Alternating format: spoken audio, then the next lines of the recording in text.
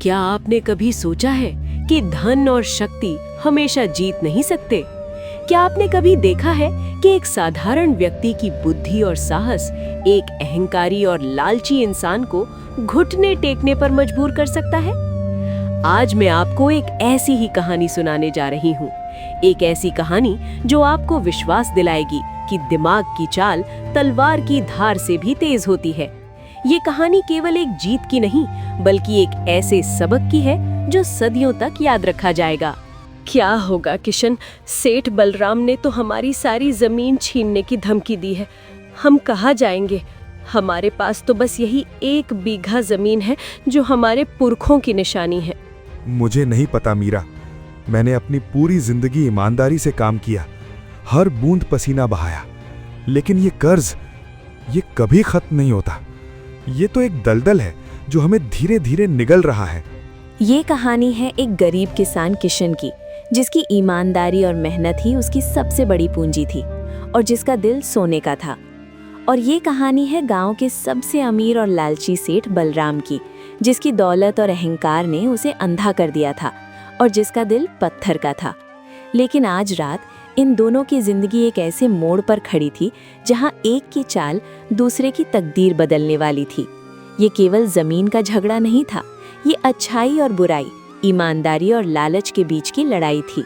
किशन एक सीधा साधा किसान अपनी छोटी सी जमीन पर दिन रात मेहनत करता था। उसकी सब्जियां गांव में सबसे ताज़ी और स्वादिष्ट होती थी और उसकी ईमानदारी की मिसाल दी जाती थी। वो जानता था कि उसकी जमीन ही उसकी पहचान है, उसका जीवन है। लेकिन उसकी मेहनत का फल अक्सर सेठ बलराम के लालच की भेंट चढ़ जाता था, जो एक गिद्ध की तरह हमेशा गरीबों की कमाई पर नजर रखता था। किशन, सुना है तुम्हारी सब्जियां खूब बिक रही हैं, लेकिन मेरे कर्ज का क्या? याद है ना, अगली पूर्णिमा तक अगर तुमने मेरा कर्ज नहीं चुकाया तो तुम्हारी जमीन मेरी और तुम मेरे खेतों में मजदूरी करोगे, अपनी ही जमीन पर। सेठ जी, मैं पूरी कोशिश कर रहा हूँ, बस थोड़ी मोहलत दे दीजिए। फसल अच्छी हुई तो सब चुका दूंगा। मेरी जमीन वो मेरे पुरखों की है। मोहलत तो मैं तुम्हें बहुत दे चुका, अब कोई मोहलत नहीं। अगली पूर्णिमा याद रखना, अगर कर्ज नहीं चुकाया तो तुम्हारी झोपड़ी भी मेरी होगी और तुम सड़क पर आ जाओगे। चिंता मत करो किशन भाई, भगवान सब ठीक करेगा। सेठ बलराम तो पत्थर दिल है। ये सेठ तो किसी को जीने नहीं देगा। पता नहीं कितने लोगों की जमीन हड़प ली है। इतना कर्ज हम कैसे चुकाएंगे? हमारी तो बस वही 1 बीघा जमीन है, वही हमारा सहारा है। मुझे नहीं पता मीरा, लेकिन मैं हार नहीं मानूंगा। मेरी जमीन मेरी पहचान है, मैं उसे ऐसे ही नहीं जाने दूंगा, चाहे कुछ भी हो जाए। किशन की जिंदगी एक ऐसे भंवर में फंस गई थी जहां से निकलना नामुमकिन लग रहा था। सेठ बलराम का कर्ज एक पहाड़ की तरह उसके सिर पर था और उसकी जमीन, जो उसकी जिंदगी का सहारा थी, अब खतरे में थी। लेकिन किशन अपनी सादगी के पीछे एक तेज दिमाग रखता था। उसे पता था कि इस लड़ाई में उसे अपनी बुद्धि का ही सहारा लेना होगा, क्योंकि उसके पास धन और बल नहीं था। किशन ने कई रातें जागकर बिताईं, ये सोचते हुए कि कैसे इस मुसीबत से निकला जाए। उसे पता था कि सेठ बलराम को सीधे सीधे हराना नामुमकिन था, क्योंकि सेठ के पास धन था, बल था और गांव के बड़े बड़े लोग उसके पक्ष में थे। उसे एक ऐसी चाल चलनी होगी जो सेठ के अहंकार और लालच को ही उसके खिलाफ इस्तेमाल कर सके। एक ऐसी चाल जो सेठ को उसकी अपनी ही बिछाई जाल में फंसा दे।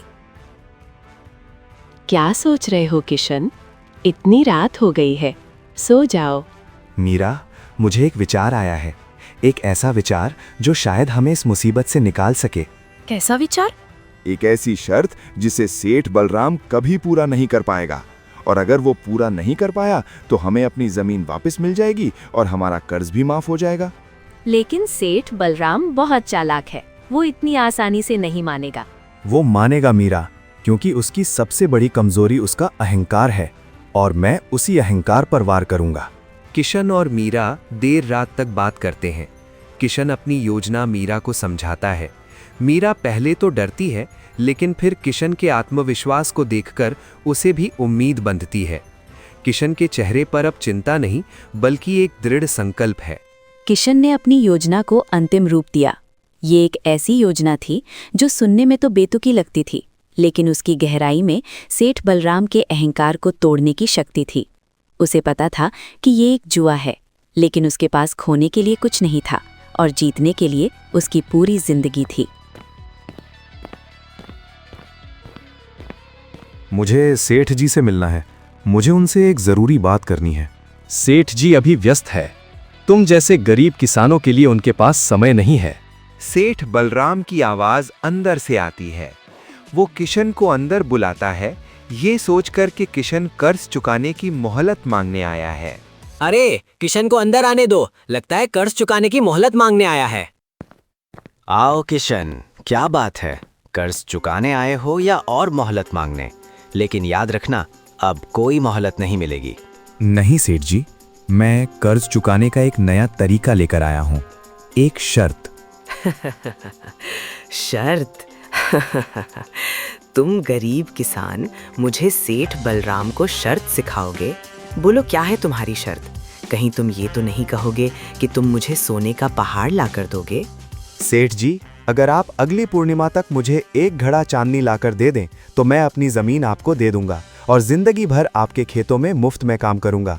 लेकिन अगर आप ऐसा नहीं कर पाए तो आपको मेरा सारा कर्ज माफ करना होगा और मुझे अपनी जमीन का एक छोटा सा टुकड़ा भी देना होगा ताकि मैं अपनी जिंदगी गुजार सकूं।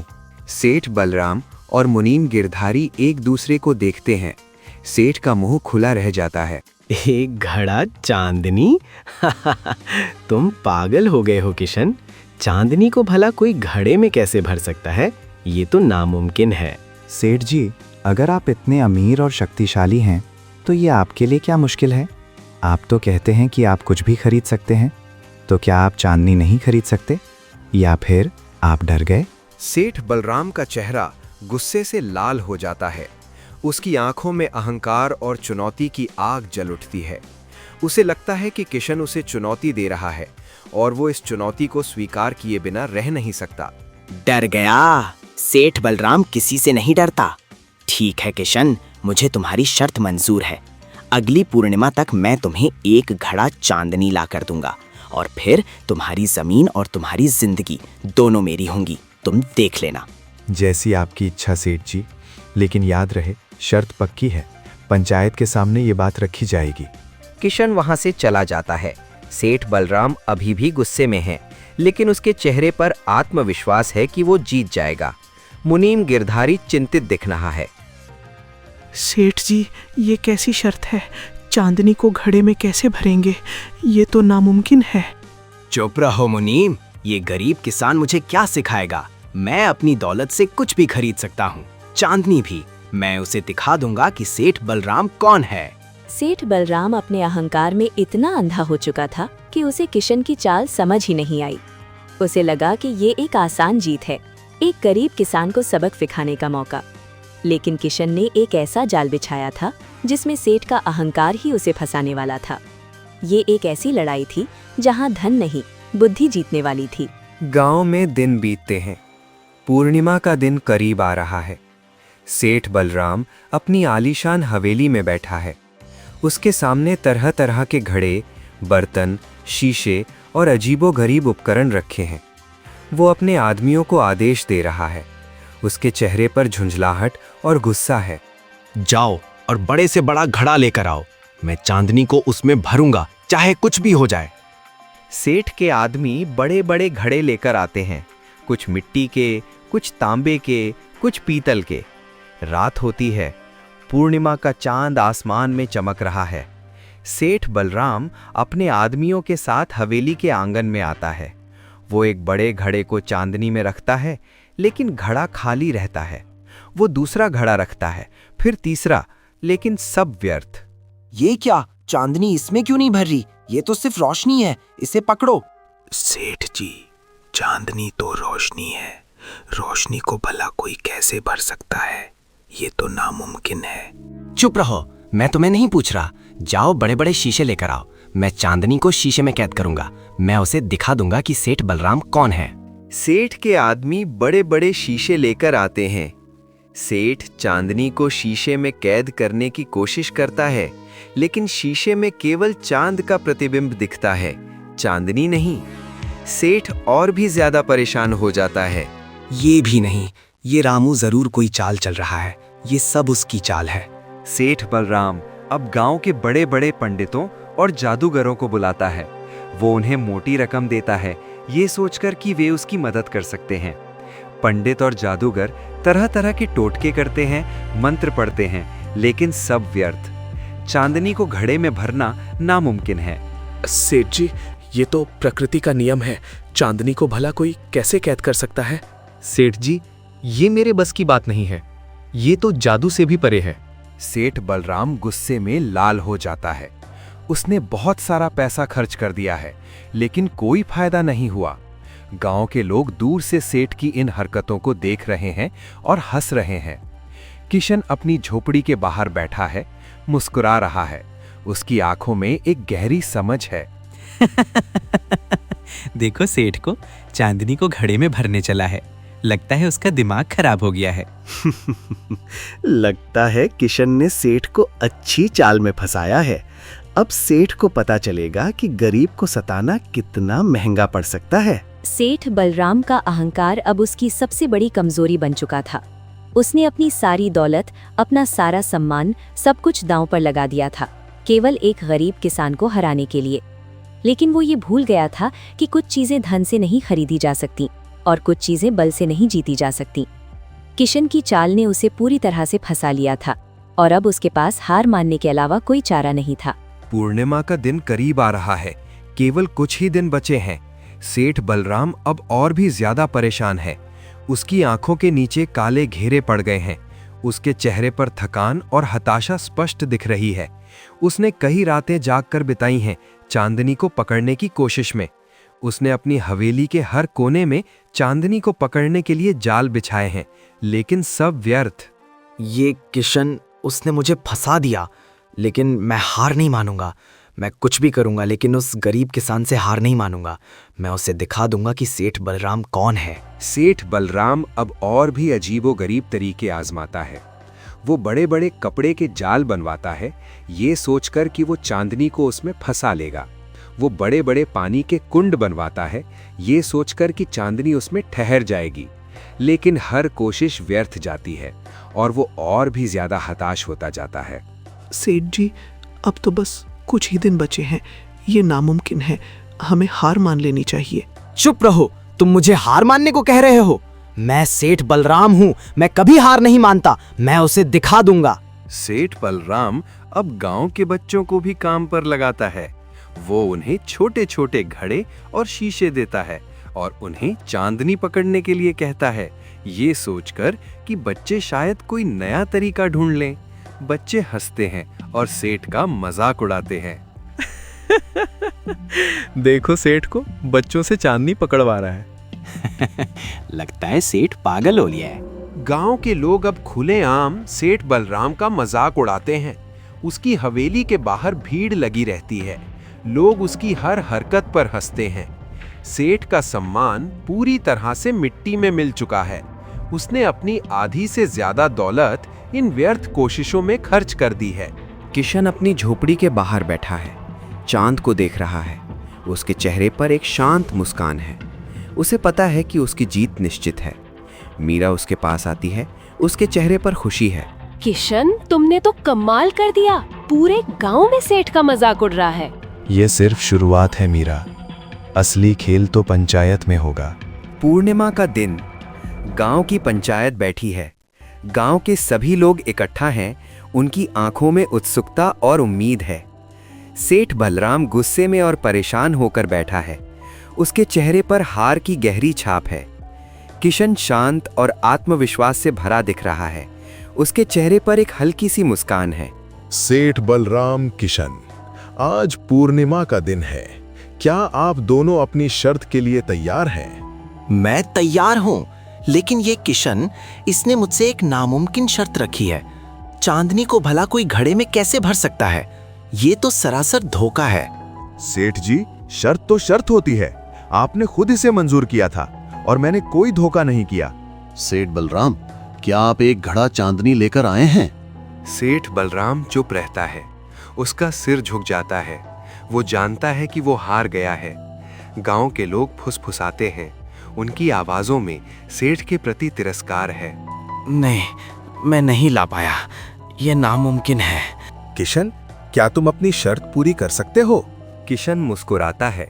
वो अपने साथ एक चौड़ा, उथला, गहरे रंग का मिट्टी का घड़ा लेकर आता है जिसमें साफ पानी भरा है।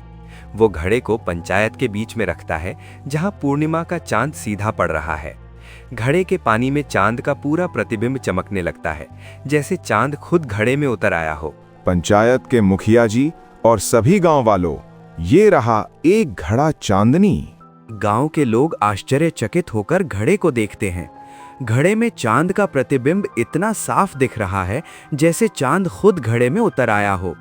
उनके चेहरे पर अविश्वास और फिर प्रशंसा के भाव आते हैं। ये क्या बकवास है? ये तो सिर्फ चांद का प्रतिबिंब है। ये चांदनी नहीं है, ये धोखा है। सेठ जी, चांदनी क्या है? चांदनी चांद की रोशनी है, और रोशनी को भला कोई घड़े में कैसे भर सकता है? रोशनी को कैद नहीं किया जा सकता। ये जो आप घड़े में देख रहे हैं, ये चांदनी का ही रूप है, उसका प्रतिबिंब है। क्या आप रोशनी को पकड़ सकते हैं? क्या आप हवा को घड़े में भर सकते हैं? नहीं। चांदनी को घड़े में भरने का यही एकमात्र तरीका है, उसे प्रतिबिंबित करना। आपने अपनी दौलत और बल से चांदनी को खरीदने की कोशिश की, लेकिन चांदनी खरीदी नहीं जा सकती, उसे सिर्फ महसूस किया जा सकता है। पंचायत के मुखिया और सभी गांव वाले किशन की बात सुनकर प्रभावित होते हैं। वे एक दूसरे को देखते हैं। उनके चेहरे पर किशन की बुद्धि की प्रशंसा है। सेठ बलराम का चेहरा उतर जाता है। उसकी आंखों में हार और अपमान है। किशन सही कह रहा है। चांदनी को भौतिक रूप से घड़े में नहीं भरा जा सकता। किशन ने अपनी बुद्धि से शर्त पूरी की है। सेठ बलराम, आप शर्त हार गए हैं। पंचायत के मुखिया अपना फैसला सुनाते हैं। सेठ बलराम का चेहरा उतर जाता है। उसकी आंखों में हार और अपमान है। गांव के लोग खुशी से ताली बजाते हैं। किशन मुस्कुराता है। उसकी आंखों में संतोष है। सेठ बलराम गुस्से में और अपमानित होकर वहां से चला जाता। उसका सिर झुका हुआ है। उसकी सारी अकड़ टूट चुकी है। किशन की एक छोटी सी चाल ने सेठ बलराम के अहंकार को तोड़ दिया। उसकी बुद्धि और साहस ने उसे न केवल अपनी जमीन बचाई, बल्कि गांव में उसका सम्मान भी बढ़ा दिया। सेठ बलराम को अपनी हार का कड़वा घूंट पीना पड़ा और उसे ये सबक मिला कि धन और शक्ति हमेशा जीत नहीं सकते। ये एक ऐसी जीत थी जो पूरे गांव के लिए एक प्रेरणा बन गई। गांव में खुशहाली का माहौल है। किशन अपनी जमीन पर काम कर रहा है। उसके चेहरे पर संतोष और खुशी है। उसकी पत्नी मीरा उसके पास खड़ी है, मुस्कुरा रही है। गांव के लोग किशन की प्रशंसा कर रहे हैं, उसे एक नायक की तरह देख रहे हैं। किशन भाई, तुमने तो कमाल कर दिया। सेठ को उसकी औकात दिखा दी। अब वो किसी गरीब को परेशान करने से पहले 100 बार सोचेगा। अब सेठ को पता चलेगा कि बुद्धि क्या होती है। सेठ बलराम को अपनी हार से बहुत बड़ा सबक मिला। उसने समझा कि धन से सब कुछ नहीं खरीदा जा सकता और अहंकार का अंत हमेशा बुरा होता है। धीरे धीरे उसने अपने व्यवहार में बदलाव लाना शुरू किया। उसने गांव के लोगों की मदद करनी शुरू की और अपने लालच को त्याग कर ईमानदारी और दयालुता को अपनाया। ये एक ऐसा बदलाव था जिसने पूरे गांव को चौंका दिया। किशन, मुझे माफ कर दो। मैंने तुम्हें बहुत परेशान किया। तुमने मुझे एक बहुत बड़ा सबक सिखाया है। अब मैं समझ गया हूँ कि सच्चा धन क्या है और सच्चा सम्मान कैसे कमाया जाता है। सेठ जी, जो बीत गया सो बीत गया। अब आप बदल गए हैं, यही सबसे बड़ी बात है। अब हम सब मिलकर गांव को आगे बढ़ाएंगे। किशन की एक चाल ने न केवल उसकी जिंदगी बदली, बल्कि पूरे गांव और सेठ बलराम की जिंदगी भी बदल दी। ये कहानी हमें सिखाती है कि बुद्धि और ईमानदारी हमेशा लालच और अहंकार पर भारी पड़ती है, और कभी-कभी एक गरीब किसान की एक छोटी सी चाल एक अमीर सेठ को घुटने टेकने पर मजबूर कर सकती है। ये कहानी हमें ये भी सिखाती है कि सच्चा सुख धन में नहीं, बल्कि संतोष, ईमानदारी और दूसरों की मदद करने में है। क्या आपको भी लगता है कि बुद्धि और ईमानदारी हमेशा जीतती है? हमें कमेंट करके ज़रूर बताइएगा। अगर आपको ये कहानी पसंद आई हो तो इस वीडियो को लाइक करें, अपने दोस्तों और परिवार के साथ शेयर करें और हमारे चैनल NN टून्स हिंदी को सब्सक्राइब करना ना भूलें। हम जल्द ही मिलेंगे एक और नई और मज़ेदार कहानी के साथ। तब तक के लिए अपना ध्यान रखिए और खुश रहिए। धन्यवाद।